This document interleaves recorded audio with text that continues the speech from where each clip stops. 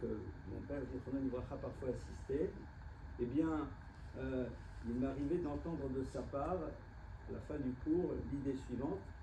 Ça me fait super plaisir ce que tu as dit parce que je pensais exactement la même chose. Et c'est vrai que parfois c'est très intéressant d'entendre une idée qui est traduite par un de ses enfants ou un de ses proches et réaliser qu'au fond nous-mêmes on a réussi à l'élaborer même si on ne l'a pas encore exprimé. Donc voilà un petit peu l'état d'esprit dans lequel je suis à l'instant T. Et maintenant on va passer aux choses sérieuses. Alors Abraham, je commence un petit peu à répondre à cette question, mais je pense que c'est bien que tu es d'accord. Cela représente quoi d'avoir un papa comme cela?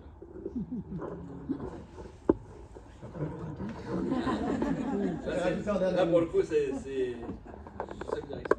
Vous savez qu'il y a un texte qu'on dit tous les jours, on dit dans la Shira, on dit Zekeli ve'anveu Eloke avi va'aromemenu.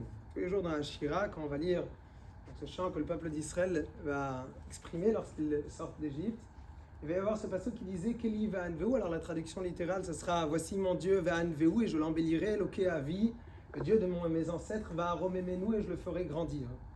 J'ai entendu une fois une seconde lecture qui m'a beaucoup touché. Zekeli ve'anveu.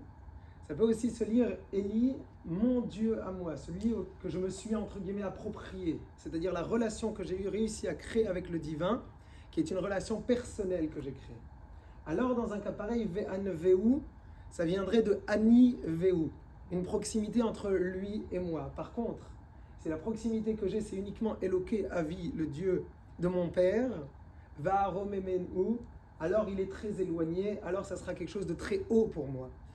Ça m'a beaucoup parlé parce que c'est vrai que grandir dans une famille pareille, c'est un honneur et en même temps c'est énormément de responsabilité.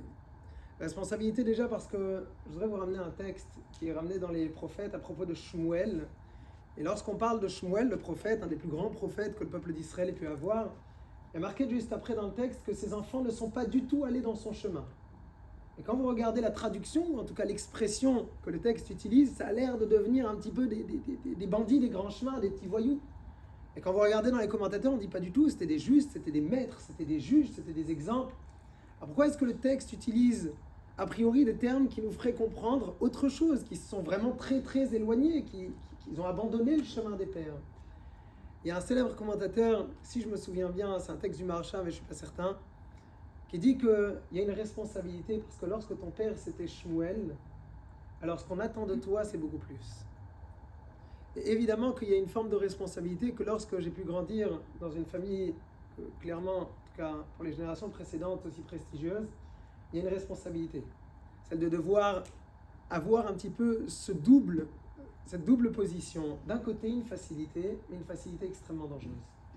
Une facilité extrêmement dangereuse de pouvoir parfois se dire, bon écoute, comment tu t'appelles, et dès que tu as prononcé ton nom, ah donc le fils de, ah le petit-fils de, ah c'est ton père, ah c'est ton grand-père, etc. Et tu pourrais peut-être, à un moment, te retrouver dans une situation qui te permet d'avoir une identité rien qu'à travers cela. Et le danger, c'est justement d'être dans Eloke Avi, le Dieu de mes pères. Je n'avais pas construit quelque chose par moi-même, et simplement je vais continuer à surfer sur une vague qui est déjà existante, et donc il ne reste plus qu'à investir et à continuer les investissements et tout ira bien. Parce que le compte en banque est déjà présent. Et c'est encore plus particulier parce que ici c'est une richesse qui n'est pas une richesse matérielle, mais une richesse spirituelle. Et à l'intérieur de cela, il faut réussir à jouer cet équilibre, ce petit exercice d'équilibriste.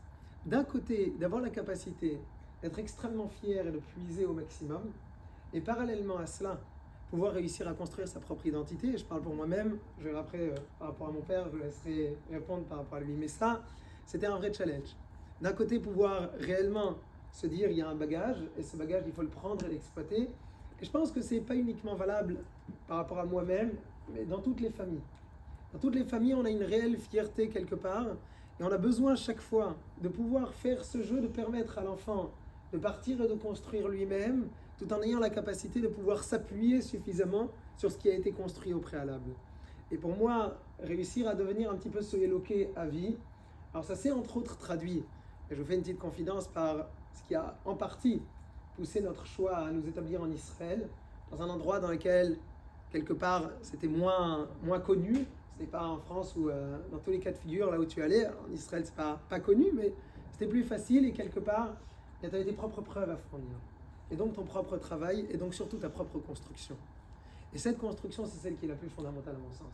C'est celle dans laquelle tu vas pouvoir réussir à te dire, est-ce que ce que j'ai emmagasiné, je ne le fais pas simplement par copier-coller, qu'on va développer d'ailleurs peut-être plus tard, mais je le fais parce que réellement je l'ai compris, je l'ai intégré et surtout je le valide. Et puisque je l'ai compris, intégré et validé, donc j'ai la capacité de pouvoir le développer et le recréer à ma sauce personnelle. Ça serait un petit peu par rapport à la particularité de pouvoir avoir un papa, une grand-mère, des grands-parents comme ça.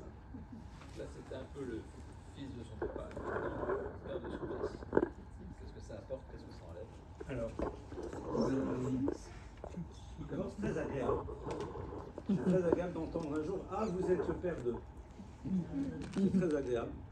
De manière générale, ça veut dire qu'au fond, à un moment, les choses se sont transmises. Un de nos garçons, quand il est parti à l'étranger, quelqu'un un jour m'a dit mais j'ai accueilli ton fils Shabbat plusieurs fois, mais je ne savais pas que c'était ton fils.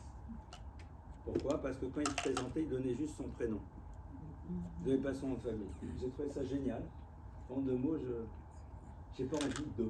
Ça m'énerve.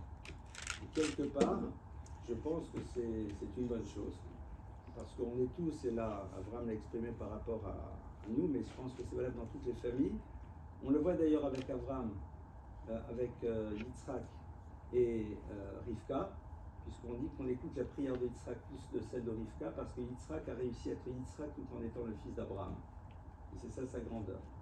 Maintenant, être le père d'eux, c'est surtout apprendre à faire ce que mon épouse m'a appris à faire le jour où notre premier garçon s'est marié.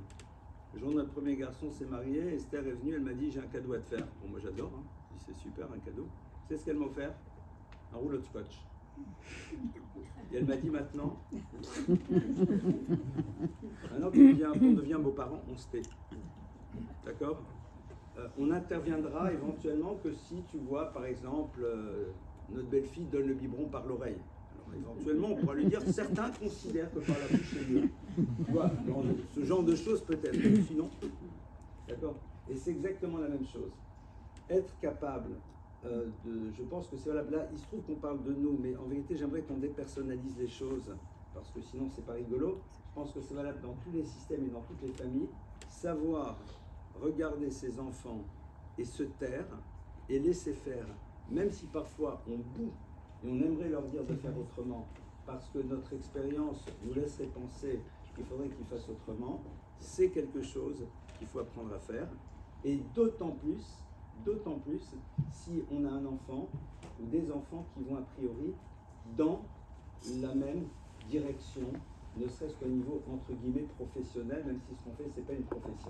C'est-à-dire, c'est sûr et certain que c'est parfois il faut se taire.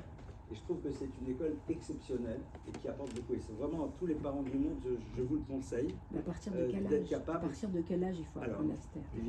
Il faut apprendre à se taire dès le début, parce que d'abord ça prend du temps à s'habituer à se taire. Et deuxièmement, on réalise que quand on se tait, eh bien, il se passe quelque chose de génial.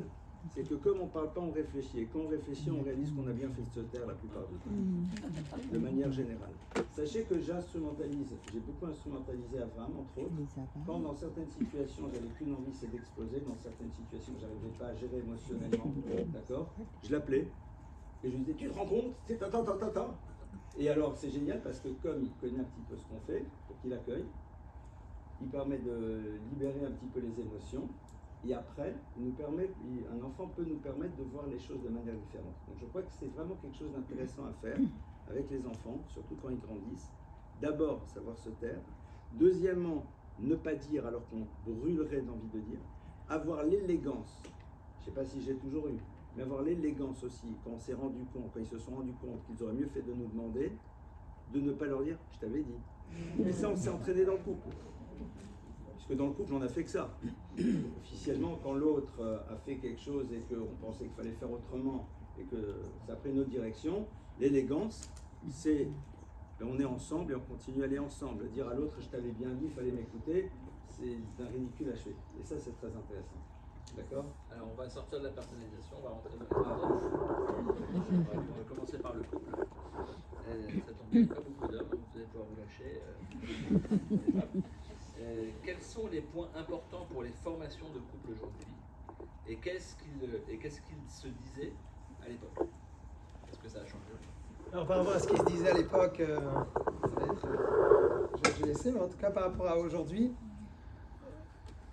préparer un couple, c'est quelque chose qui déjà, je pense, que je l'ai entendu chaque fois chez mes parents. Et je l'ai entendu encore plus même dans une publicité que je me rappelle. Voilà, vous avez passé combien de temps à préparer votre mariage et pour votre vie à deux, combien de temps vous avez investi? Et je pense que ça prend tout son sens particulièrement aujourd'hui avec les fêtes auxquelles vous êtes conviés comme moi, dans lesquelles ça va être, on parle plus de fêtes, je pense qu'il faut inventer une nouvelle terminologie avec une semaine de pré, la beach party généralement je participe pas. Mais entre le aîné... Toujours d'ailleurs. Donc entre le aîné, le pré, le pot d'accueil, le pot de départ, la soirée, la pré-soirée, la post-soirée, c'est génial. Il y a une wedding planner, il y a toute l'organisation, c'est minuté. En plus, quand je célèbre des mariages, il faut voir comment est-ce qu'on organise et comment on prépare.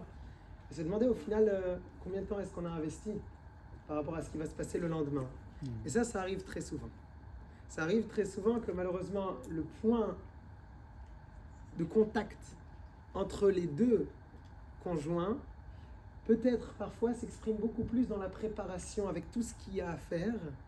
Sauf que le lendemain, quand la fête est finie, on se retrouve zut, de quoi on va parler? Sur quoi on va échanger? Puisque maintenant, de toutes les manières, tous les sujets qu'on pouvait aborder, ils sont passés. Et tout d'un coup, on se rend compte qu'il va falloir commencer à construire. Parfois, quand ça n'a pas été construit en amont, ça peut être un petit peu hard à préparer. Mais d'où l'importance, en tout cas, de cette préparation au mariage. J'ai vu mon grand-père faire, ma grand-mère faire pour les calottes. J'ai eu le plaisir de pouvoir avoir été moi-même formé par mon grand-père au mariage. Et ma femme a suivi sa formation de calotte chez ma grand-mère. J'ai pu voir mon père prendre conseil. Et je pense que là-dedans, déjà, j'aurais intégré une idée. Je ne sais pas quand est-ce que je pourrais la placer, alors j'en profite maintenant. De ce lien exceptionnel. Mon père a mentionné tout à l'heure que parfois il m'appelle dans certaines situations et il va pas parler de moi qui l'appelle. Et c'est un plaisir. Et c'est surtout un honneur de pouvoir réussir à être en contact pour pouvoir demander.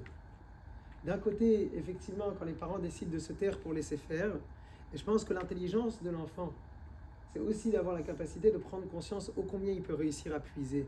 Et c'est pas parce qu'il est peut-être d'une autre génération ou sur certaines choses c'est un peu old fashion, je veux bien, que ça veut dire qu'il n'y a pas des valeurs qui restent et qui ont besoin d'être transmises.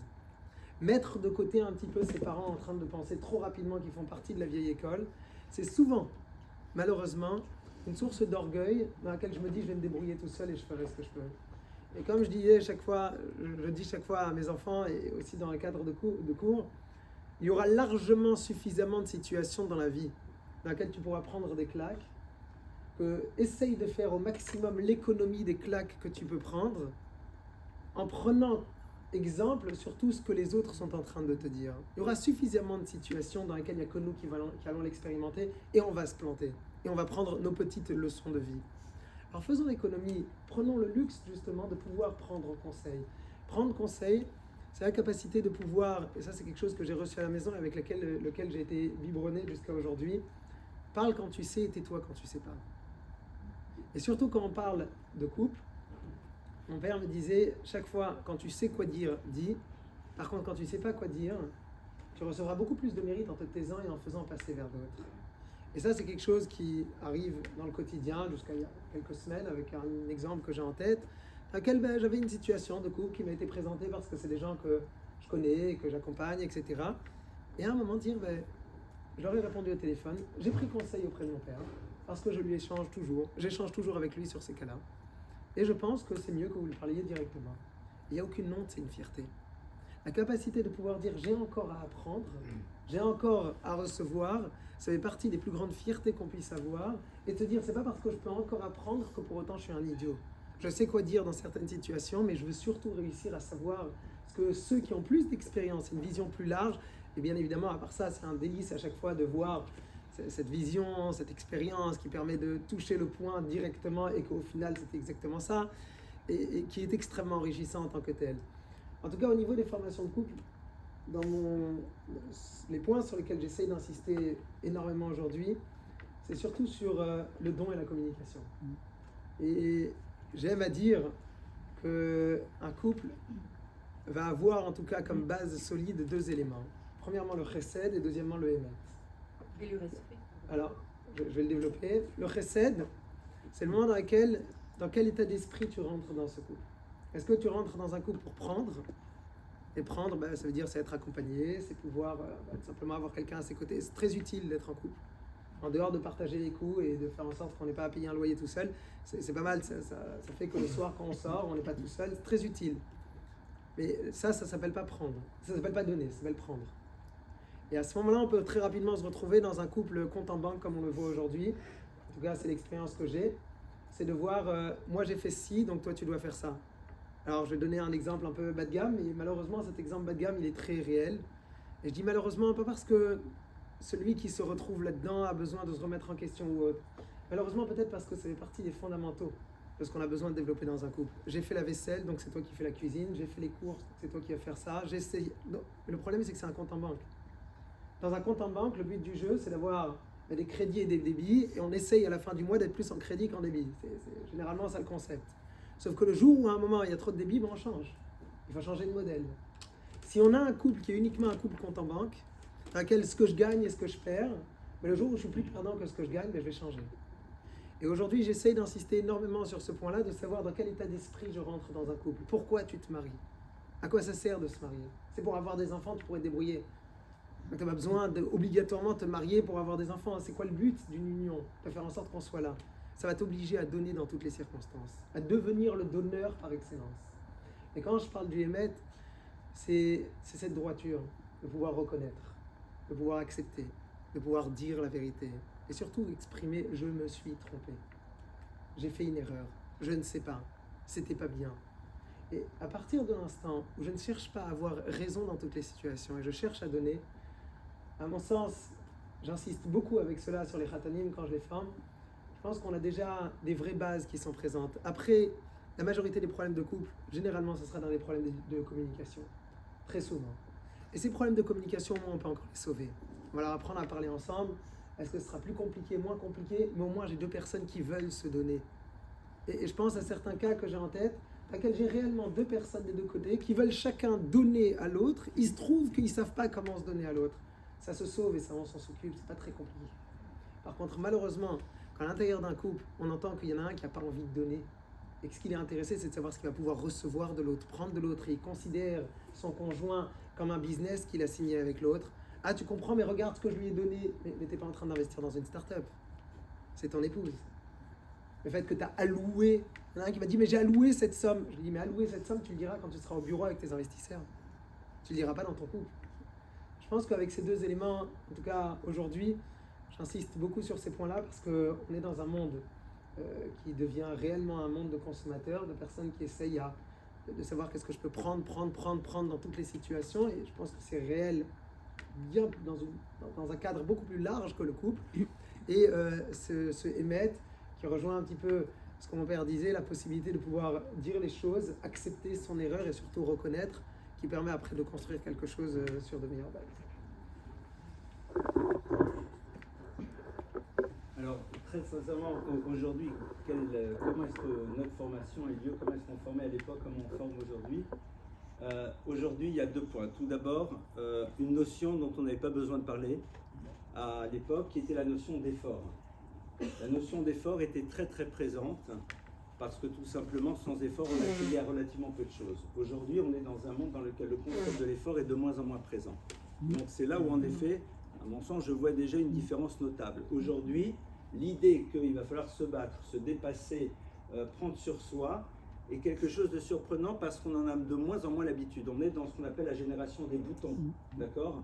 On appuie sur un bouton, la machine à laver, les choses sont simples, sont faciles, et ça, pour moi, il y a une différence fondamentale.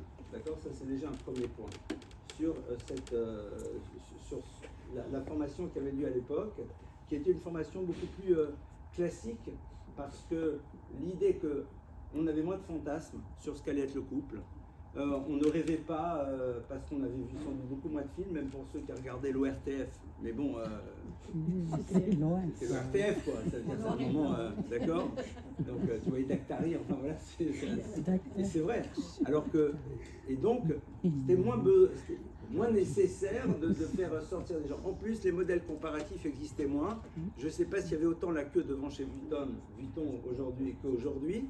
Donc, c'était des choses quand même qui était moins présente, et puis cette idée que la difficulté, eh bien, elle est là pour être dépassée, alors qu'aujourd'hui, là, il faut beaucoup plus se former en disant la difficulté n'est pas le révélateur de l'arrêt, mais d'une proposition de te dépasser. Alors qu'à notre époque, c'était quand même quelque chose qui était du domaine de beaucoup de l'évident. Et ça, on ne s'en rend pas compte, mais il faut vraiment insister là-dessus. L'autre point, et là j'arrive avec des très gros sabots, aujourd'hui j'ai formé un jeune homme de famille pratiquante, religieuse, orthodoxe, yeshiva, j'étais obligé de lui parler des écrans, de la pornographie et du reste. En lui disant, je ne te parle pas à toi, peut-être tu n'as jamais été concerné, mais au cas où, je te donne quand même un petit peu une réflexion, et ça c'est une réalité.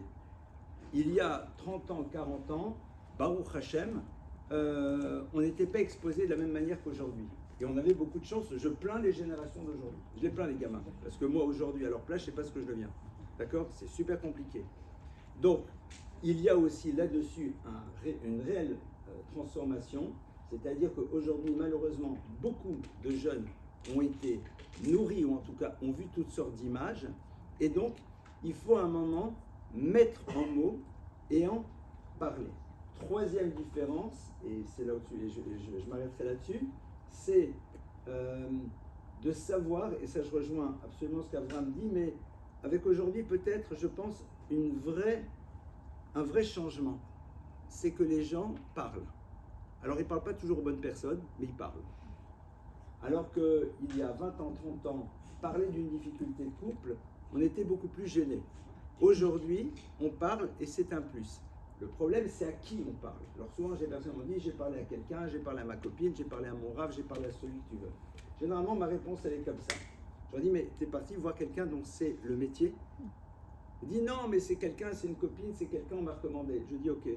Je dis, tu as 500 000 € à placer. Tu vas voir ton rave? Non. Surtout que le rave, il va te dire, tu dois un équil maaser. D'accord. Tu vas pas voir ton rave, sauf s'il a fait Dauphine, il peut l'avoir fait, hein. Il y a des rabbinimes qui ont pu faire ce qu'il faut. Tu vas aller voir quelqu'un qui a fait des études, et des super études pour ça, et tu vas te recommander, est-ce qu'il a bonne réputation? Bon, c'est de l'argent. Et pour ton couple et tes enfants, tu vas voir n'importe qui. Ça, c'est par contre aujourd'hui un vrai problème. D'un côté, les gens parlent, c'est génial, mais de l'autre côté, ils ne cherchent pas à identifier ceux à qui il faut parler et qui sont formés pour pouvoir en effet leur donner des éclairages par rapport aux problématiques auxquelles ils sont confrontés. Voilà. Il y a encore beaucoup d'autres choses à dire, mais bon, il y a encore beaucoup de questions, je pense. Je vais demander de faire un cours. Oui, mais c'est pas grave. Au lieu d'avoir 1 heure, on aura, et pas 2 heures, on aura 1h30, c'est bien. On a dit jusqu'à minuit et demi, non? Voilà, on est bien. Alors, une petite question complémentaire autour du couple, pour voir s'il y a des choses à rajouter. À votre époque et aujourd'hui, c'est quoi les difficultés essentielles dans les couples et qu'est-ce qu'il faudrait faire? Vous avez quand même pas mal parlé autour de ça, mais je pense qu'on peut encore...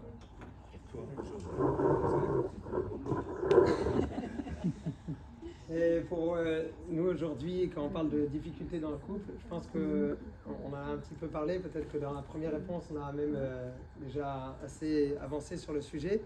Mais quand on parle peut-être de difficultés auxquelles il faut faire face aujourd'hui, moi j'aurais pensé surtout par rapport à la difficulté de construction. De faire en sorte qu'il puisse y avoir, et je rejoins là maintenant ce que mon père disait, cette construction et cet effort, cette capacité à pouvoir mettre en place, et surtout se dire que je ne vais pas tout obtenir le premier jour. C'est vrai qu'avec la rapidité que l'on a, et je rejoins peut-être un petit peu de cette façon ce que mon père disait, avec la rapidité, et moi je sais parce que j'aime beaucoup quand on lit, j'aime beaucoup lire certains magazines, je les lis une fois tous les 6 mois, mais concrètement j'aime bien lire Capital et ce genre de choses, et quand tu lis, t'as l'impression que tout est vert, tout est parfait, tout est très rapide, voilà, les success stories et autres.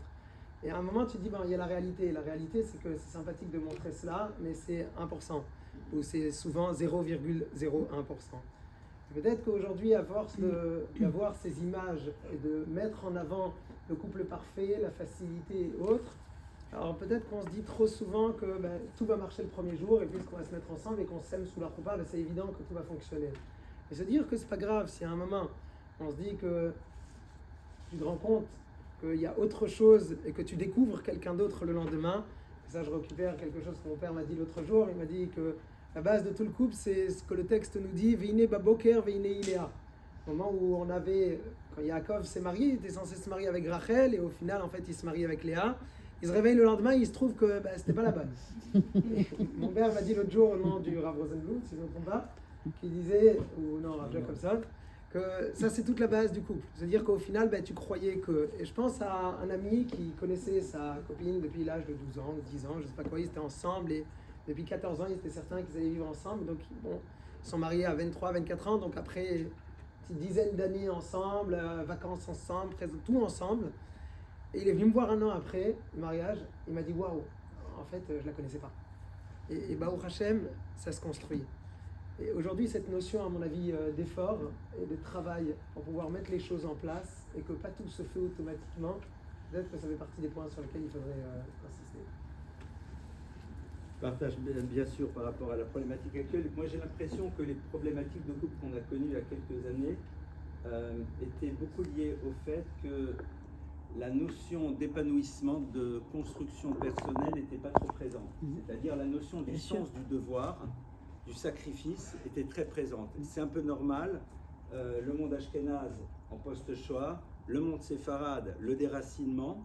Et donc, cette idée-là qu'on a le droit à un moment d'exister au-delà du couple et de sa fonction parentale n'était pas trop présente et ça pouvait donner parfois certaines formes de pesanteur à la relation parce que j'ai l'impression qu'on n'a pas suffisamment transmis que dans un couple, il y a 3 dimensions. On est homme, femme, épouse, mère, époux, mère et père. Et que les 3 dimensions sont présentes et qu'il y en a une qui peut-être sera moins présente pendant toute une partie, mais qui à un moment va émerger. Et là, je me permets, avec son autorisation, même si je ne vais pas demander, de penser à ma maman, puisque c'est pas très jeune qu'elle a commencé à un moment à devenir enseignante. C'est-à-dire elle a commencé à enseigner, je crois qu'elle devait avoir 60 ans, pas avant. Non, un peu avant, mais pas beaucoup avant. C'est-à-dire qu'il y a un moment dans lequel cette partie personnelle, expression de son identité, n'était pas trop présente, parce que la fonction d'épouse et de maman était beaucoup plus là, mais elle n'a jamais été mise de côté. Et ça, c'est ce qui a beaucoup créé de problèmes dans les couples qui émergeaient de ces couples-là, où les parents étaient présents, et il ne fallait pas lâcher les enfants même quand ils se mariaient, parce que sinon ils n'existaient plus.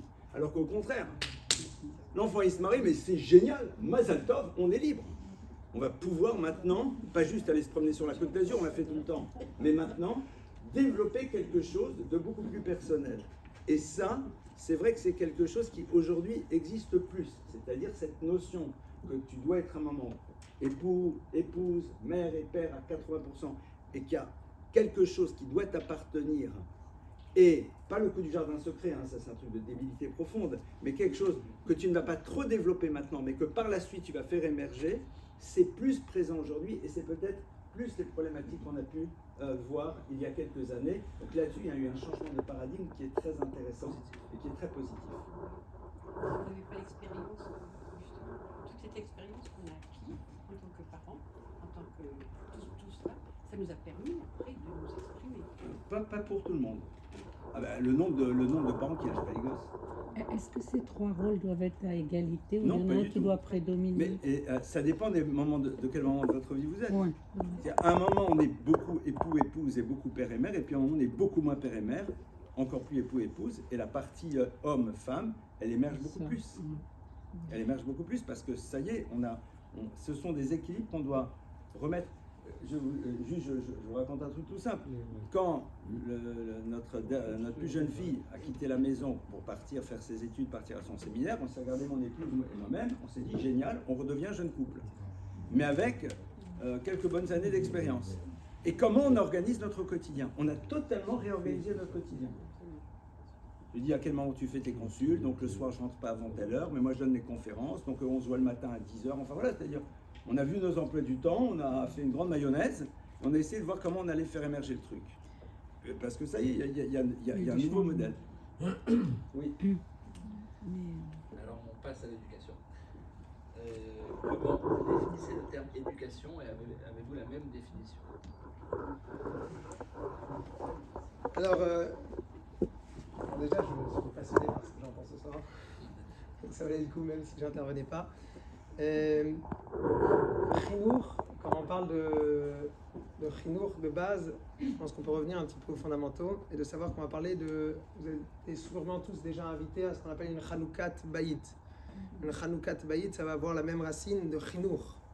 Et pourtant, dans une Chanoukat Bayit, en dehors de faire un petit lechaim sympathique, de pouvoir manger quelques petites pizzas et autres, c'est quoi le concept? Dans une Chanoukat Bayit, on va venir et peut-être, en partant de là, on va arriver sur cette définition que je voudrais donner au Chinour. Une Chanoukat Bayit, c'est un moment dans lequel on se réunit et on partage et on dit des paroles de Torah. Et on va faire une étude particulière. Et on va lire certains textes. C'est quoi l'idée? L'idée, c'est de se dire que puisque je rentre maintenant dans cette nouvelle maison, quel ton j'ai envie de donner? Qu'est-ce que j'ai envie d'installer dans ce lieu qui puisse devenir une certaine forme de normalité et qui après puisse être développé dans le quotidien comme si de rien n'était. Et ça, c'est le concept. Arriver dans une maison et se dire cette nouvelle maison sera une maison consacrée à la Torah. Il se trouve que dans cette maison, il y a aussi beaucoup de choses qui vont se dérouler. On va manger, on va dormir, on va inviter, on va rigoler, on va tout ce que vous voulez. Mais à l'intérieur de cette maison, on a déjà donné un petit peu le ton. Et ce ton-là, après, une fois qu'il a été lancé, ce qu'on espère, c'est de faire en sorte qu'il puisse réussir à être inscrit et que ça devienne quelque part une seconde nature. À mon sens, je pense que lorsqu'on parle de Chinour, et je suis persuadé que la définition que j'entendrai par la suite de mon père sera beaucoup plus profonde, mais cette première définition que je voudrais donner, c'est celle dans laquelle on a besoin de faire en sorte que l'enfant puisse, dans un second temps, prendre cet exemple et vouloir le faire par lui-même. Je ne vais pas toute ma vie dire à mon fils « va te brosser les dents le soir avant de dormir ». Et à un moment, il va comprendre que c'est bien pour lui. Sauf que j'ai installé cela. Et une fois que je l'ai installé, eh bien, il va le développer. Si c'est valable par rapport à se brosser les dents, c'est valable aussi par rapport à tout le reste. Le Shabbat, je ne vais pas faire attention que mes enfants tout le temps puissent faire ou ne pas faire, etc., etc. Je ne vais pas être là en train de lui dire « joue pas à ce jeu-là, allume la lumière, n'allume pas la lumière » ou autre. Par contre, ce que j'espère, c'est d'avoir été cet exemple que j'ai pu prendre à la maison justement, et qui a chaque fois été le point de départ sur lequel, une fois que c'est mis en place, de par toi-même, tu as besoin de décider de continuer sur cet élan-là qui t'a été donné et quelque part le construire à selon tes propres définitions, selon ta propre sauce, si on peut dire, de cette façon. Alors, tout d'abord, je viens d'entendre quelque chose que je ne connaissais pas, qui me plaît beaucoup, d'accord? Puisque, de manière générale, la notion de Chinour Hanouka, moi je le vois plus comme étant inauguration, mais pas inauguration avec tonalité qu'on va donner, parce que le coup des pizzas, je n'avais pas pensé, mais c'est très intéressant. C'est plus inaugurer, c'est-à-dire donner à l'enfant la possibilité d'exprimer le mieux possible son potentiel. Aujourd'hui, quel est le regard que je porte sur l'éducation? Eh bien, c'est d'abord se débarrasser de ce que l'on nous dit et de réinscrire la notion du bon sens à l'intérieur de notre quotidien. C'est-à-dire mettre de côté aussi nos projections sur les réussites, parce que souvent c'est ça un petit peu l'élément qui nous permet, le curseur qui nous permettra de définir si oui ou non il y a une réussite. Je vais faire une confidence. Hier soir, un de tes garçons est venu me voir, on était en chemin, et il me dit grand-papa, et là il m'a parlé la yeshiva ou telle école ou tel endroit. Et à ce moment-là, je me suis rendu compte qu'au fond, dans sa tête, il pouvait s'imaginer si on a fait ceci, cela, ça veut dire qu'on a réussi. Et sinon, on n'a pas réussi. Et cette idée-là, déjà, il faut débarrasser la tête de l'enfant. C'est-à-dire enlever de la tête de l'enfant ce qu'il imagine comme étant l'expression de la réussite à travers ce que la société aujourd'hui lui dit. D'accord ? Ça, c'est déjà une première chose. Deuxièmement, aujourd'hui, retravailler beaucoup plus sur la notion de fierté. Aujourd'hui, on sait malheureusement que le mot fierté ne s'applique plus trop à cet univers, mais à d'autres, d'accord ? Il y a des gens qui font des marches pour ça. Mais à notre époque, partir à la yeshiva, c'était une grande fierté. Aujourd'hui, c'est soit, bon ben on le fait, il faut le faire parce que tout le monde le fait, ou alors,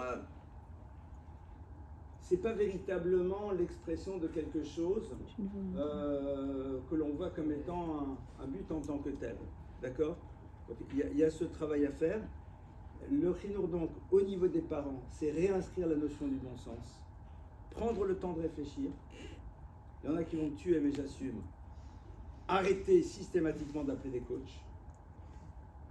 Même si on a ici, je suis sûr qu'ils sont excellents, et j'en connais certains avec lesquels on travaille qui sont des gens remarquables, mais vous avez le droit de réfléchir. Vous avez le droit de réfléchir. À notre époque, ne serait-ce que parce qu'on n'est pas le portable, il n'y avait pas Internet, il n'y avait pas tous les cours, il fallait qu'on réfléchisse. On n'avait pas le choix.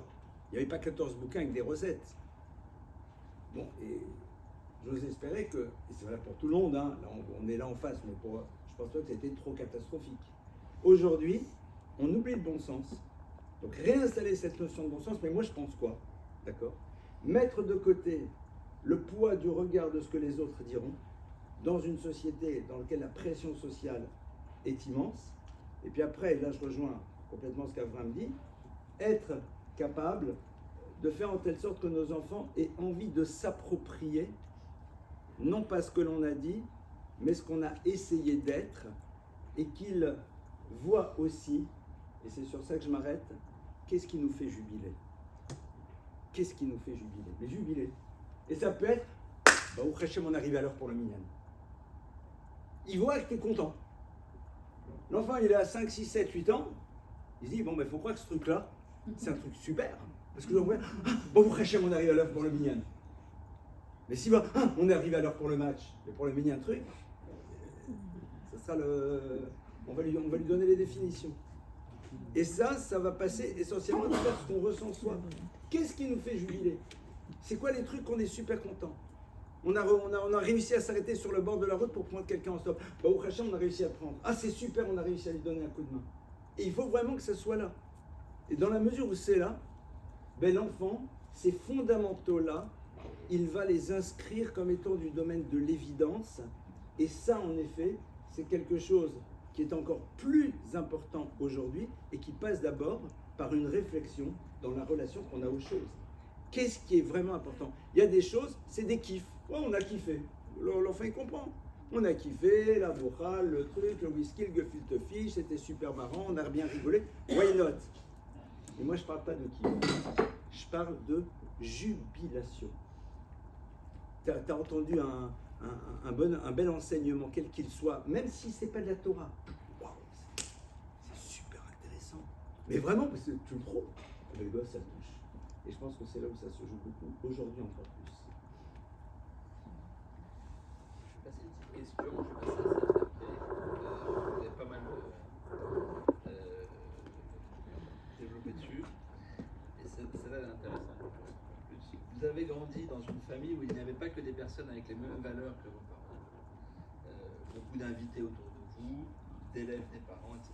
Comment on gère cela? Comment on gère la différence finalement au sein d'une famille?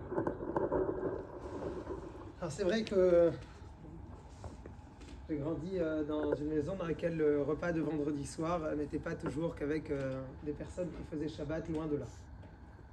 Loin de là, et pour beaucoup, il y avait des vendredis soirs dans lesquels c'était même la première fois qu'il y allait avoir le Shabbat. C'était même la première fois qu'elle allait avoir le Shabbat. Pour certaines personnes, c'est la première fois qu'elle ferait un Shabbat, qu'elle passerait un Shabbat sur la définition du Shabbat, comme on la connaît. Et c'est vrai que c'était des personnes très intéressantes, très intelligentes, passionnantes, avec des parcours de vie, avec énormément de choses. Et bien évidemment, que ce soit dans les Shabbats, que ce soit dans d'autres cadres, on était confrontés à cela. Et donc, on n'était pas, on va dire, connus dans une petite bulle qui nous permettait de nous protéger, d'évoluer qu'avec des personnes qui étaient comme nous. Et pourtant, moi, je me rappelle, et ça, je ne sais pas à quel point ça a marqué mon père, mais moi, je me rappelle jusqu'à aujourd'hui.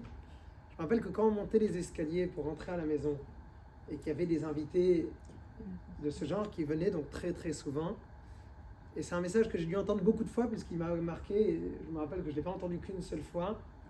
C'était à un moment, les invités ils avaient avancé un petit peu plus vite dans les escaliers, on se mettait un peu plus en arrière, mon père il venait nous voir et il nous disait chaque fois, écoute, ce soir on reçoit des personnes qui n'ont pas encore eu la chance de pouvoir voir c'est quoi la beauté d'un Shabbat. Et donc il faudra être encore plus exemplaire que d'habitude. Je pense que dans une phrase aussi simple, il y avait un double message. Déjà encore plus exemplaire, c'est-à-dire ce soir on ne va pas faire du cinéma. Et grâce à Dieu, on a pu réussir à se battre avec mes frères, etc., sur plein de sujets. Et pourtant, je ne sentais pas que j'étais la honte de mes parents, où il fallait surtout montrer la famille exemplaire absolue, avec papa et maman qui étaient bien assis, et les enfants qui chantaient joliment, en train de dire merci, s'il vous plaît, qui s'essuyaient bien la bouche. On s'est battu malgré tout.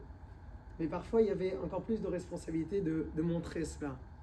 Tu ne vas pas devenir un acteur et faire semblant parce que tu ne pourras jamais rien transmettre de cette façon.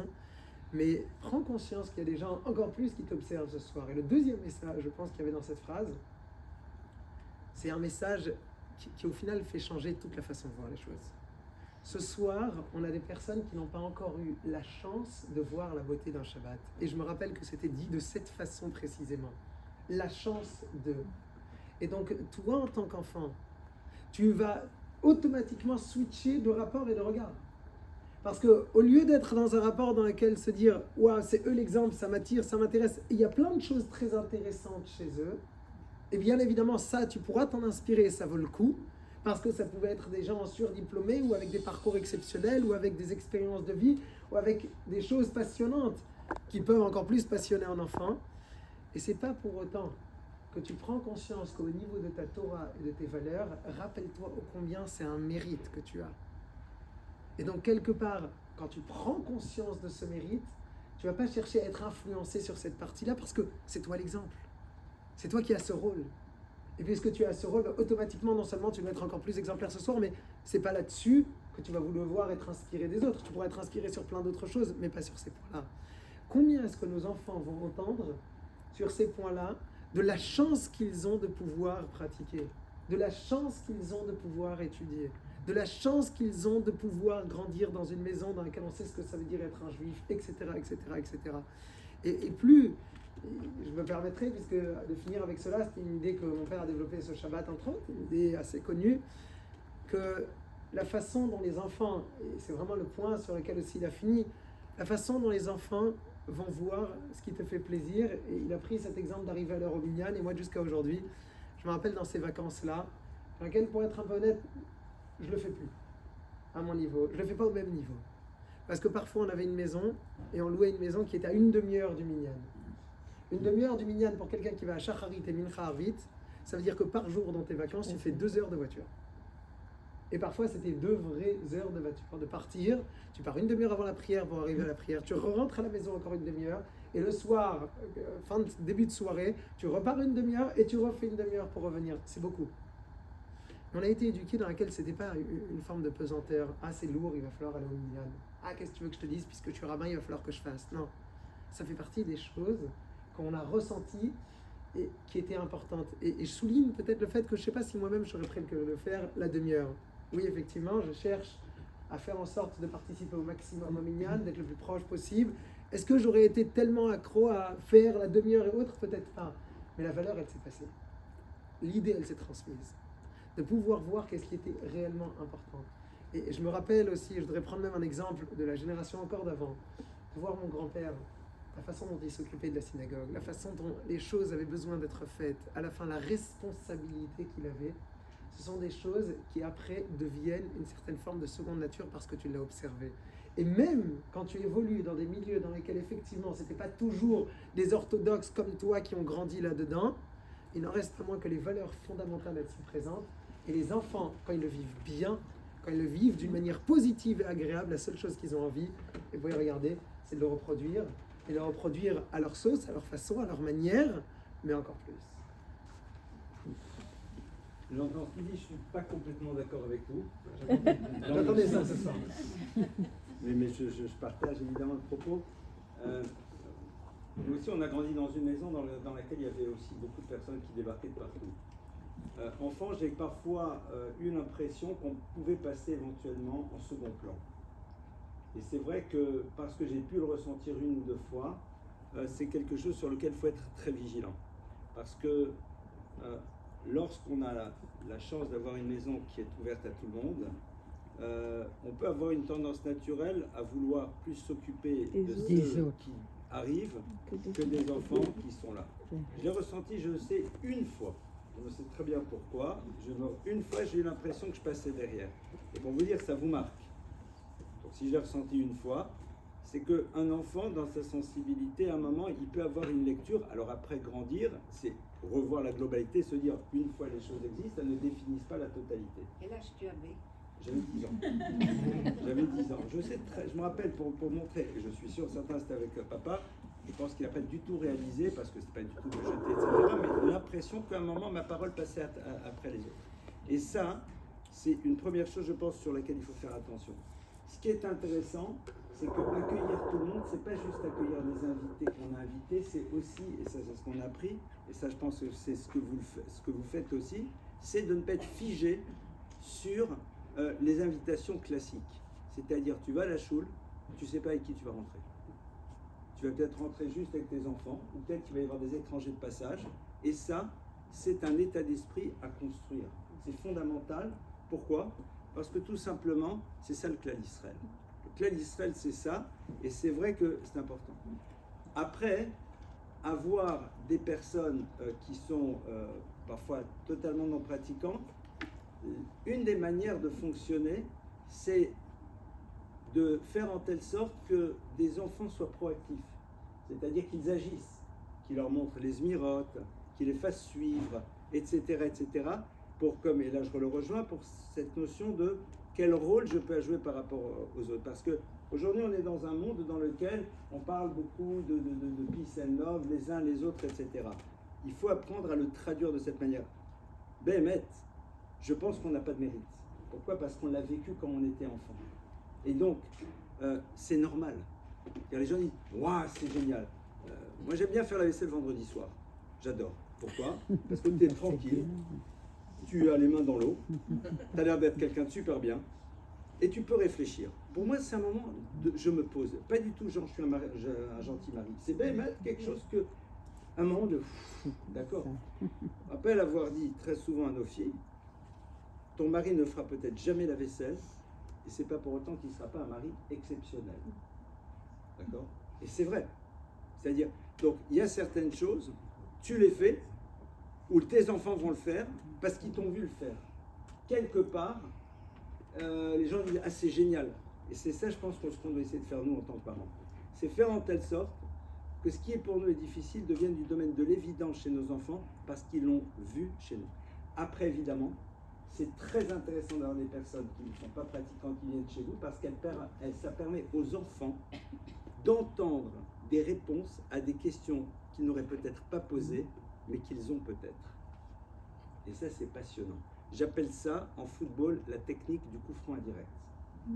C'est-à-dire que l'enfant vérité, il a peut-être des questions sur la foi, sur Dieu, sur le machin, etc., etc. Il n'ose pas trop, parce qu'il n'ose pas. Parce qu'il a peur de se faire juger, parce qu'au niveau éducation, on n'a peut-être pas encore réussi, comme tous les parents du monde, à faire en telle sorte qu'il n'ait pas peur de se sentir jugé. Mais parfois, les questions arrivent, l'enfant, il est là, au passage, il est en train de faire son petit truc, mais il écoute ta réponse, il écoute comment t'accueilles, et tu as nourri une réponse, tu l'as nourri d'une réponse, d'une question qu'il avait, qu'il n'aurait jamais posée, et ça, c'est quelque chose aussi d'extrêmement intéressant. Au passage, il y a un point aussi, et ça je pense, ça c'est que là, maintenant je me mets en posture, entre guillemets, cours d'éducation. Le vendredi soir, il y a Shabbat, on n'est pas obligé systématiquement de dire des divrei Torah. Mais ce qui est intéressant, c'est comment récupérer une conversation sur n'importe quel sujet et essayer de réfléchir comment la Torah ou comment la tradition juive voit une situation pareille. Et c'est intéressant parce qu'on crée un débat, et on n'est pas nécessairement dans la paracha, il y a marqué que. Et ça, c'est quelque chose, en effet, qui, aujourd'hui, pour moi, c'est du domaine de l'évidence, parce que je l'ai vu, mais il en faut bien un premier. Et ici, tout le monde peut décider, nous allons être ceux qui vont être les premiers qui vont installer ça. Parce que je suis sûr, enfin je sais, que mon père Zichrono Livracha n'a pas grandi dans une famille pratiquante. Donc c'est quelque chose qu'il a inventé avec ma mère. On doit aussi être capable d'être des inventeurs et de se dire c'est nous qui allons mettre ça en place pour pouvoir permettre aux enfants de continuer à le faire.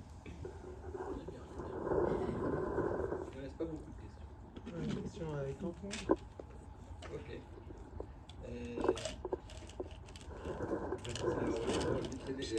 Télé-écran, je vais sauter une question. On reviendra peut-être après. Aujourd'hui, si vos enfants veulent voir, est-ce que vous les laissez voir donc, les écrans et à l'époque, c'était quoi finalement l'équivalent? Je ne sais pas si tu peux traduire. Est-ce qu'il y avait des équivalents aux écrans aujourd'hui? Je sais pas si on Alors, je vais vous dire deux choses. Déjà, ça m'a marqué la Coupe du Monde 98. J'ai suivi avec Eugène Sacomano sur Europe 1, sans écran. Pour ceux qui ont connu, c'était, il y avait toute l'ambiance dans la rue et autres, et pourtant on l'a suivi. Et c'était pas le plus grand des traumatismes que j'ai pu avoir. Donc, clairement, à la maison, il n'y avait pas d'écran. Il n'y avait pas d'écran, et c'était une époque dans laquelle il n'y avait pas, quand il n'y avait pas d'écran, il n'y avait pas du tout d'écran. Ni téléphone, ni quoi que ce soit. S'il n'y avait pas de télé, mais il n'y avait pas d'écran. Il y avait peut-être un vieil ordinateur en noir et blanc qui n'était pas exactement ce qu'on pourrait définir aujourd'hui comme un écran. Et parallèlement à cela, j'ai aussi ce souvenir que c'était toujours très important de savoir si on allait partir en vacances avant le 14 juillet ou après le 14 juillet, parce que ça voudra dire qu'on pourra regarder le défilé ou pas regarder le défilé à la télé. Dans les vacances, il y avait une télé et le défilé du 14 juillet, on pouvait voir. C'est évident que, en tout cas, je vais essayer de parler peut-être aujourd'hui par rapport à la vision de quelqu'un qui a en tout cas des enfants en bas âge à cette époque. Et je laisserai bien évidemment mon père compléter par rapport à l'expérience beaucoup plus générale. Mais aujourd'hui, avoir des enfants qui sont confrontés à l'écran, qu'on le veuille ou non, d'une façon ou d'une autre. Il existe encore, Baruch Hashem, et c'est une fierté, des familles dans lesquelles il n'y a aucun écran qui rentre. Et elles méritent en tout cas toute l'admiration qu'on puisse avoir. Parce que c'est réellement un moment à sacrifice. C'est accepter une certaine forme de sacrifice parce que oui, avoir des écrans à la maison aujourd'hui, c'est une forme de facilité. Oui, c'est plus simple de pouvoir discuter par WhatsApp. Oui, c'est plus simple de pouvoir commander un billet d'avion directement sans passer par je ne sais pas quoi. Il y a des facilités qui existent et que les personnes qui réussissent à s'opposer à tout cela, les gens petits exprimeront peut-être du déni ou c'est qui ces arriérés.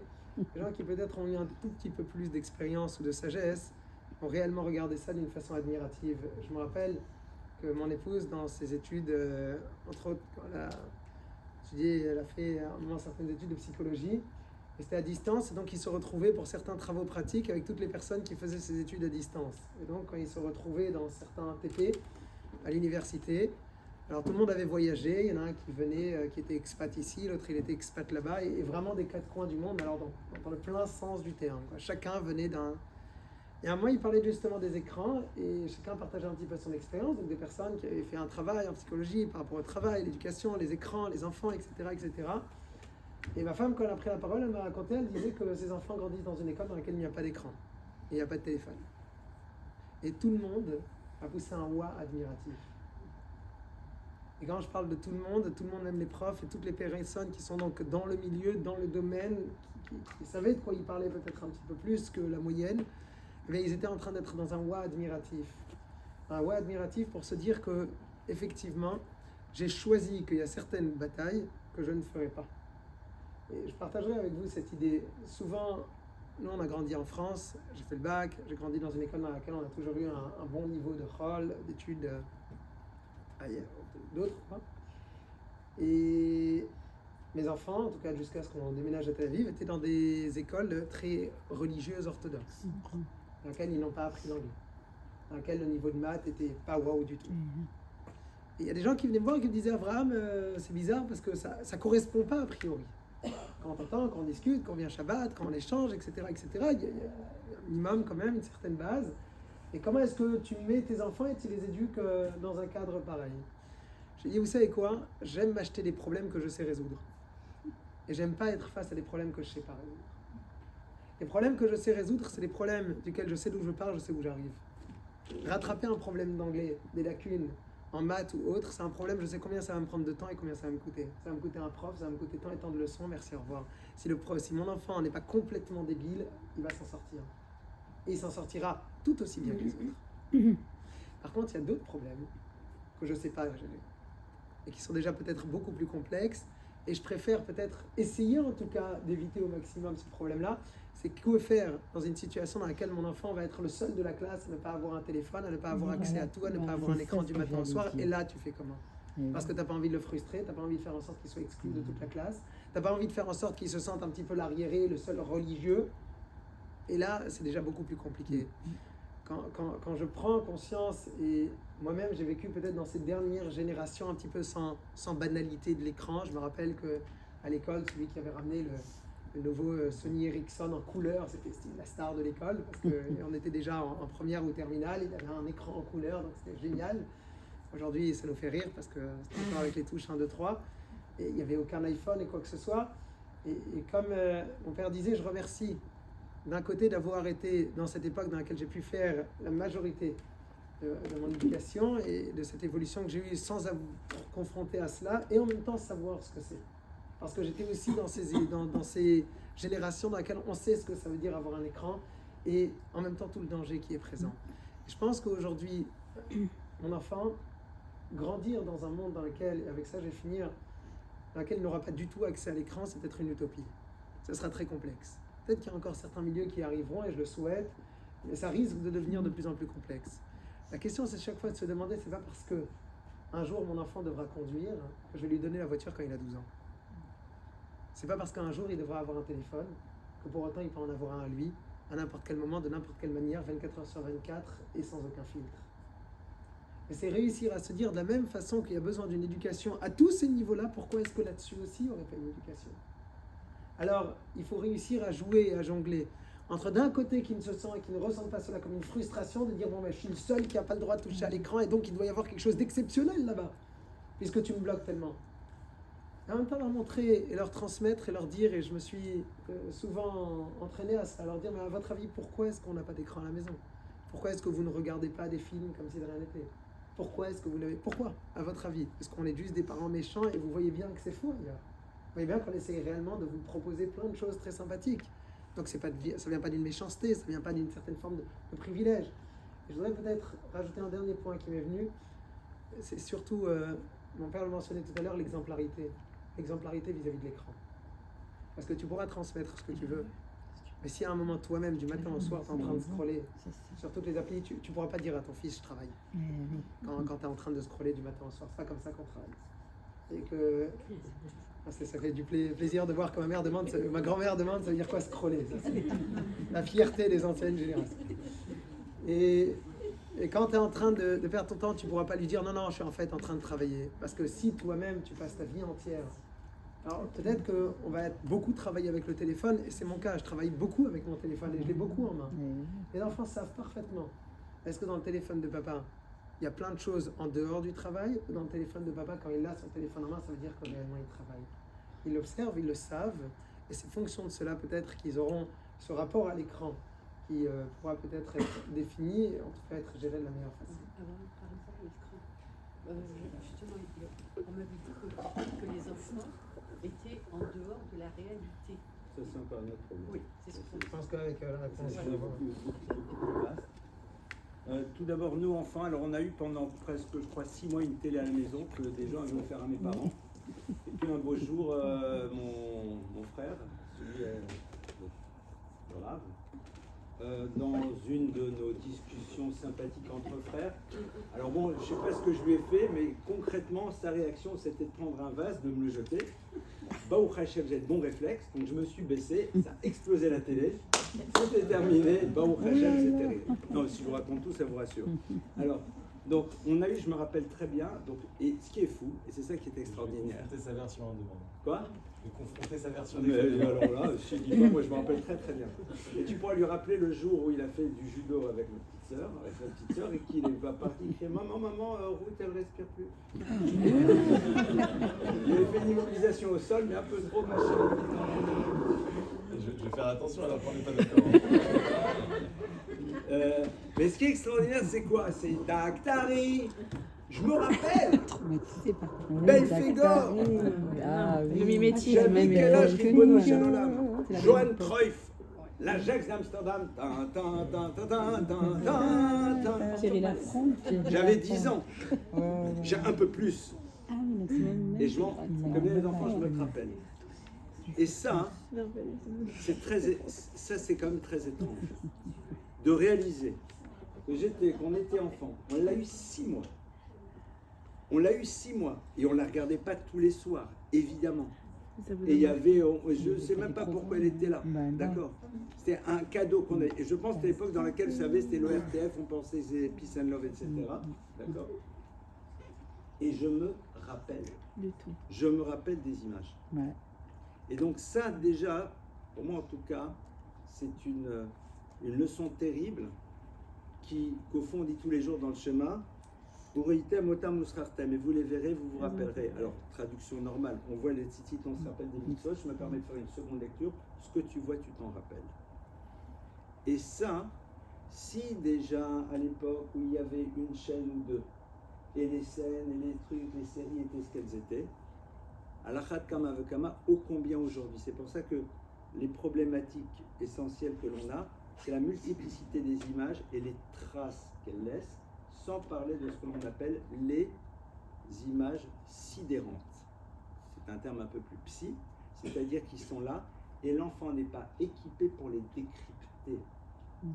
Au-delà de ça, je vous donne un exemple très simple. On a beaucoup travaillé avec quelqu'un qui s'appelle Elie Ebidia, qui a fait partie de l'équipe de l'EF pendant des années avant de prendre la direction de l'école du Sien d'Hirsch. Elie est un copain de Yeshiva qui a en même temps un doctorat dans le domaine du cinéma. Il a beaucoup travaillé sur les films des années 50.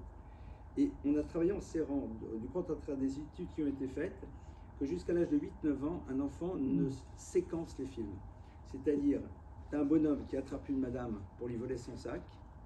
La scène d'après, c'est quelqu'un qui est en train de lui casser la figure. L'enfant, jusqu'à un certain âge, ne fait pas le rapport entre les deux. Ne fait pas un rapport entre les deux. Aujourd'hui, on a le problème de la banalisation de la violence, de l'insensibilité absolue à la souffrance. C'est-à-dire, vous ne vous rendez pas compte de ce qui est en train de se passer. Le coup de dire non mais ça va, faut être ouvert, non, c'est pas de la religion, c'est pas de la religion, c'est-à-dire on est face à une forme d'insensibilité face à la souffrance, face à énormément de choses. J'ai l'impression que nous avons vu des écrans, les générations qui sont les nôtres et les vôtres plus ou moins d'ici ont vu aussi, mais il n'y avait pas cette permanence, mais c'est sûr certain qu'il y a certaines images on préférait ne jamais les avoir vues parce que c'est aucun intérêt, mais elles sont là et c'est un vrai travail pour s'en débarrasser. Aujourd'hui, on est face à un phénomène beaucoup plus complexe qui est multiplicité d'images. Vous ne savez pas ce que vos enfants voient. S'ils voient de la pornographie, Mazel Tov. Aujourd'hui, ils en sont bien ailleurs. Ils voient des scènes de violence, de trucs, mais ça ne les touche plus. Et ça, je vous parle, là maintenant, je mets ma casquette de celui qui travaille avec une équipe, avec Michel Jouet, etc., on voit ce qui se passe. Donc, c'est vrai que l'enjeu, et ça c'est ce qu'Avram disait, c'est que déjà nous, en tant que parents, on soit capable de leur montrer quelle est notre relation à l'écran. Première chose, première règle, ça je le dis toujours, un filtre sur mon portable à moi, sur celui de chacun. D'accord. Tu n'as pas le code, c'est pas toi qui l'as mis, c'est Raphaël. C'est notre jeune fils, je lui ai dit tu mets des codes sur tous les écrans qu'il peut y avoir, parce que j'ai 2 portables, un pour filmer un truc, et je ne veux jamais avoir le code. 1. 2, c'est pas un doudou. Tiens, tu le prends, quelqu'un veut le prendre, veut l'utiliser pendant la soirée, voilà, le code c'est 3232, vous le connaissez, vous pouvez faire ce que vous voulez, on s'en fout. Donc c'est pas un objet personnel. Pas parce que j'ai pas envie que l'autre voit que j'ai vu des trucs pas chers, non. J'ai pas envie que l'autre à qui je dis j'ai pas le temps réalise dans mon temps d'écran qu'en vérité j'ai passé 4 heures à jouer à des jeux de débiles. D'accord. Je parle même pas de trucs bas de gamme. Ça c'est un petit peu aujourd'hui l'enjeu et je plains et j'admire la nouvelle génération. Je plains parce que vous êtes confrontés à des choses qui sont extrêmement difficiles. Je vous admire parce que si c'est vous, c'est que vous avez les capacités. Et c'est vrai que ça, à ce niveau-là, et je m'arrête sur ça, un grand principe, des cadres, des principes, des limites. Tu as le droit d'avoir des écrans, puisqu'ils sont là, de quelle heure à quelle heure, et quelque part, tout le monde peut aller voir ce qui se passe. C'est fondamental. L'enfant, bien sûr, ne vous dira pas Papa et maman, je comprends votre souci de mon équilibre et votre désir que je ne sois pas en effet traumatisé par cela, et donc j'acquiesce parfaitement avec votre demande, et je suis très heureux de pouvoir enfin... Non. S'il fait ça, il a fumé quelque chose. Donc, l'enfant, il va râler, il va faire son job. Et vous savez pourquoi vous battez. Je donne toujours cet exemple. C'est un exemple que j'ai pris une fois, je ne le lâche pas. Le gosse qui est en train de se rouler par terre à la sortie du supermarché. Et il se roule par terre et à un moment, vous regardez pourquoi. Il veut la barre de chocolat. Vous avez pitié de la pauvre maman, vous pensez que vu l'inflation en Israël, elle ne peut pas payer la barre. Donc vous dites, madame, vous me permettez de lui offrir? Elle dit, pas la peine, je peux acheter le supermarché et les deux d'à côté, j'ai aucun souci. Pourquoi vous ne lui donnez pas? Il y a marqué, peut contenir de l'arachide. Et cet enfant est suspecté d'être allergique à l'arachide. Je ne veux pas qu'il me fasse un œdème de poing. Pourquoi les parents n'ont aucun problème à ce moment-là à résister à la pression, au hurlement, au truc? Parce que la conscience qu'ils ont de la dimension impliquante des choses leur donne la force. Et c'est ça aujourd'hui qu'on doit avoir. Et c'est pas simple. Je dis que les parents sont non coupables. Non coupables parce que personne n'a imaginé ce qui allait se passer. Personne n'a pu penser ce qui allait se jouer. C'est très... Non, je pense qu'on se serait planté comme tout le monde. Pourquoi? On n'a pas vu venir voir le truc. Donc aujourd'hui, il y a un rétropédalage à faire qui est fondamental avec, et j'arrête là-dessus sur cette question, avec les ados, de les amener à réfléchir sur un truc. 3 questions. 1. Quand tu as pris ton portable, tu es parti sur tes réseaux sociaux, qu'est-ce que tu es parti chercher? 2. Est-ce que tu l'as trouvé? 3. Et même si tu l'as trouvé, est-ce que tu aurais pu le trouver autrement? La même chose que quand je suis à Dubaï, je vais rentrer dans un magasin. Qu'est-ce que je vais chercher dedans? Le sac, j'en ai pas besoin. J'en ai plein. Je vais chercher quoi? Un objet d'identification sociale? Why not? Me faire plaisir? Why not? Montrer à tout le monde que je peux? Why not? Il n'y a pas de mauvaise réponse. Est-ce que véritablement tu as eu ta réponse? Et même si oui, est-ce que tu aurais pu trouver la réponse à ce que tu cherchais autrement? Si nous on le fait à notre niveau, on pourra le transmettre à nos enfants. Ça prend du temps, mais c'est aujourd'hui un combat fondateur avec le gaming qui est en train d'émerger en puissance. Et je crois que c'est là où on va avoir de plus en plus de problèmes. Des enfants qui sortent un peu des réalités. Le temps qui passe, etc. Mais en moins, faut pas avoir peur. C'est des défis. Mazal Tov, comme je l'ai dit tout à l'heure, on rate et on rate moins. Clairement. C'est-à-dire que c'est des défis, ça va pas marcher du même coup, mais c'est sur ça, à mon sens, en tout cas, qu'il faut travailler, avec ce souvenir des images que nous avons vues, nous, enfants, qui sont restés de ce qui va leur rester en fait. Excusez-moi, Rabné, la violence, elle a existé de tous les temps. Et on va peut-être laisser pas aussi vrai. quelques Voilà. questions. Non, ça, Vous avez c'est gagné autre le droit chose de encore. revenir tous les deux. Alors peut-être qu'on laisse la salle maintenant poser des questions.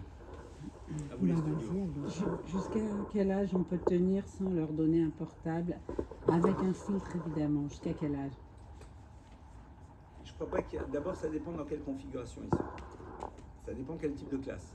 Oui. Une de nos petites filles qui n'habite pas en France m'a dit quand elle avait 15 ans, mais pourquoi ils ont besoin d'un portable, les enfants? Mais parce qu'elle est dans une école, dans un endroit où il n'y a pas beaucoup de monde, où aucun des enfants n'a de portable, donc il n'y a pas de, entre guillemets, il n'y a pas de mérite.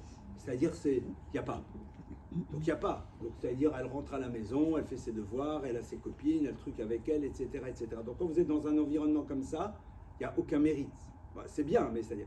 Mais j'ai adoré ça. Ça me dit, mais au fond, mais pourquoi ils ont besoin? Et c'est intéressant cette question du besoin. Est-ce qu'on en a réellement besoin? Et c'est là où en effet, il va falloir s'interroger quel est le besoin réel. Alors le coup de, comme ça on est rassuré, parce que tout le monde sait que quand le gamin, Bezrat Hashem, ça ne lui arrivera jamais, mais le gamin dont les parents ont peur qu'il se fasse agresser, d'accord, il dit à l'agresseur, bouge pas, j'appelle ma mère. C'est n'importe quoi. Maintenant, pour savoir où il est, c'est la meilleure manière de vous escroquer. Là, j'ai eu le cas tout à l'heure. Les parents étaient persuadés que vendredi soir, elle était chez la copine. Elle n'était pas chez les amis. Elle était bien ailleurs. Comme ils ne sont pas très chômeurs, donc avec le portable, elle a appelé où tu es, mais ça se passe très bien. Elle a même réussi à faire écouter une pseudo-ambiance, etc., etc. Elle te les a escroqués. Beugadol.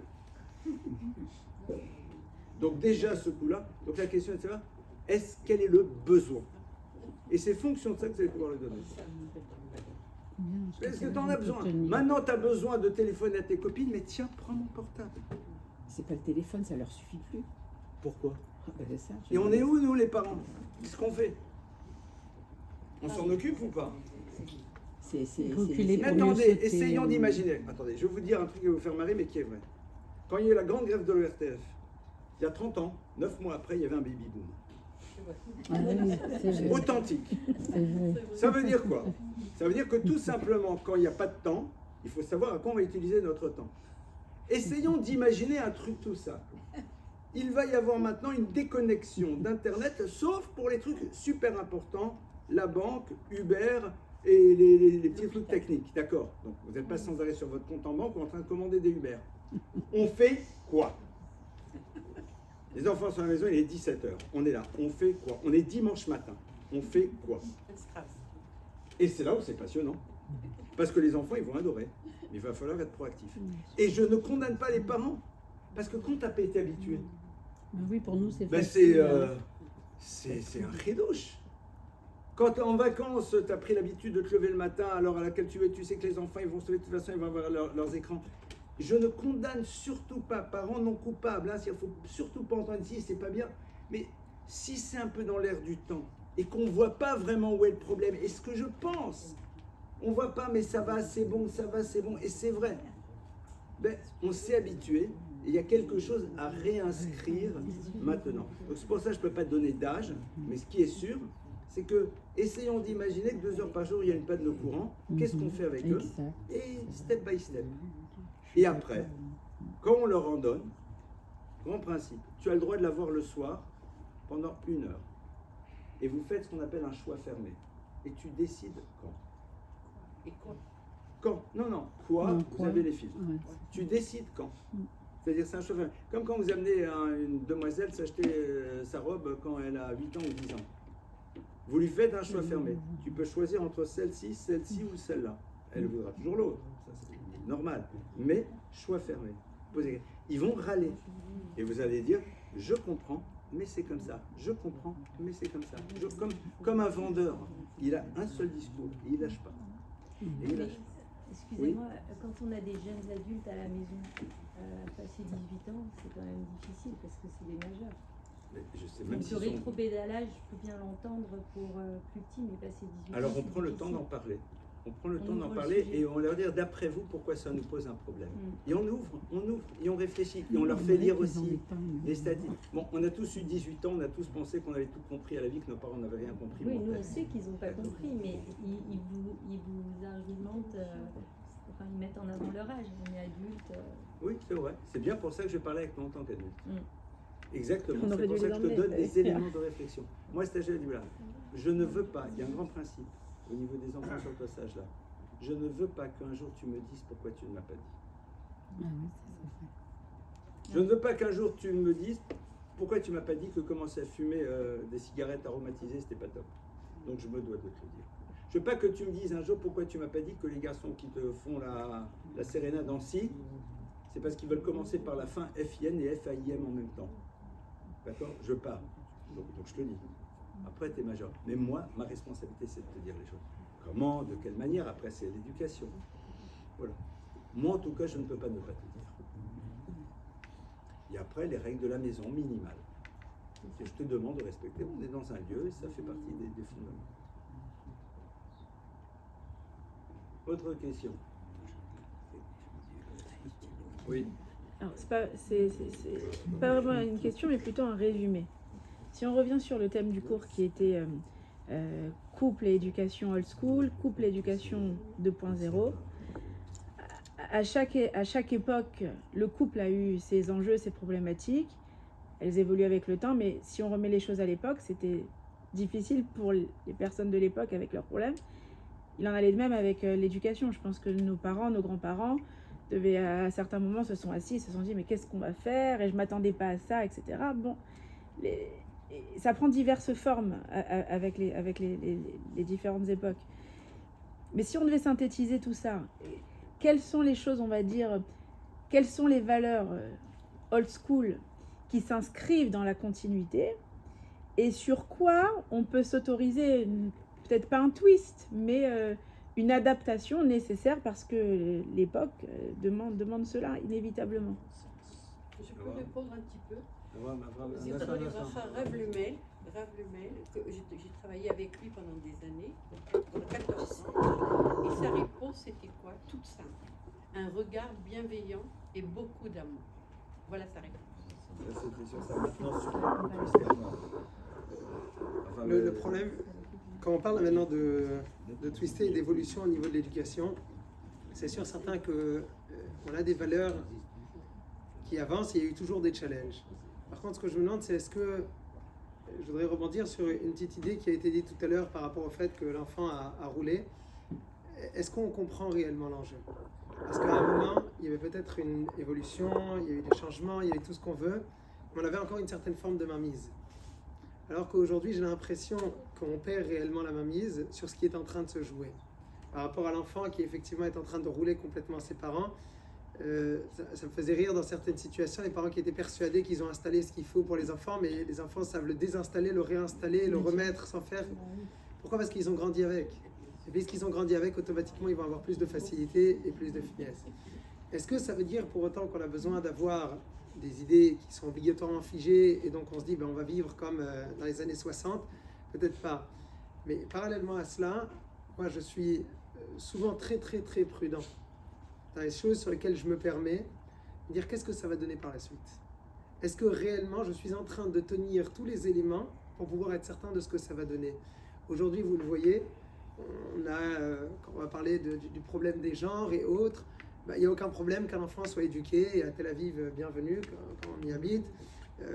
Dans les Gannes à côté de la maison, il n'y a pas Abba et Ima Shel Shabbat, il y a le Abba et Abba de Shabbat, et il y a le Ima et Ima Shel Shabbat, c'est un classique, on ne peut pas faire mieux. Et je me dis, tu sais quoi, ils te disent, a priori c'est des gens normaux, des gens bien, des gens sympathiques, des gens bien éduqués, des gens tout ce que tu veux. Est-ce que à un moment, si on était tous pendant le corona en train de faire nos crises sur un vaccin qui n'a pas eu suffisamment d'expérience, et que quand on a un médicament qui va traiter un petit quelque chose, qu'on a besoin d'avoir 10 ans, 15 ans, 20 ans de vision en arrière pour pouvoir savoir ce que ça a donné, comme par hasard, dans des questions d'éducation, on est persuadé qu'on a tout ce qu'il faut. Et peut-être, en tout cas moi comme ça je l'aborde, beaucoup de crainte et beaucoup de prudence. De dire, est-ce que réellement j'ai tous les éléments qui vont pouvoir me permettre de savoir ce que ça va donner par la suite. Est-ce que réellement je tiens tout ça, ou bien peut-être qu'il y aura des dommages collatéraux que je ne pourrai absolument pas mesurer. C'est ça. Très intéressant.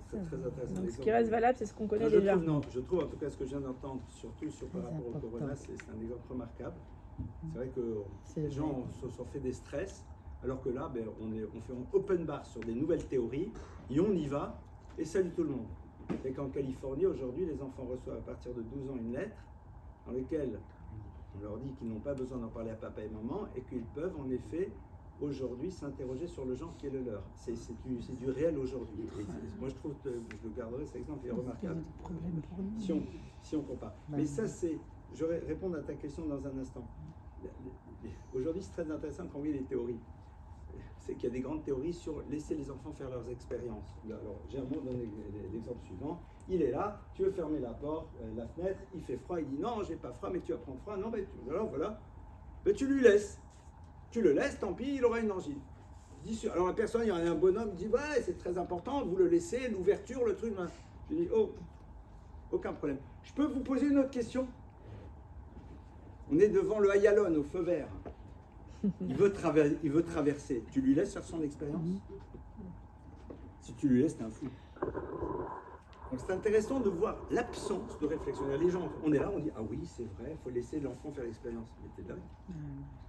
Maintenant, sur quoi on pourrait faire le switch, j'ai l'impression, c'est qu'aujourd'hui, la nécessité que l'enfant s'inscrive à l'intérieur d'un schéma classique, familial,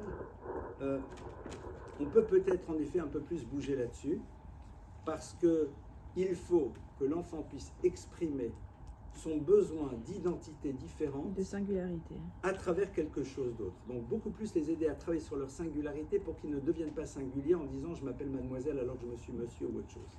Il n'y a que sur ça, alors qu'à l'époque, il y avait tu manges à telle heure, on est ceci, on est cela, Et puis, quelque part, la singularité qu'elle a besoin de s'exprimer, elle n'allait pas rechercher des choses qui sont aussi extrêmes.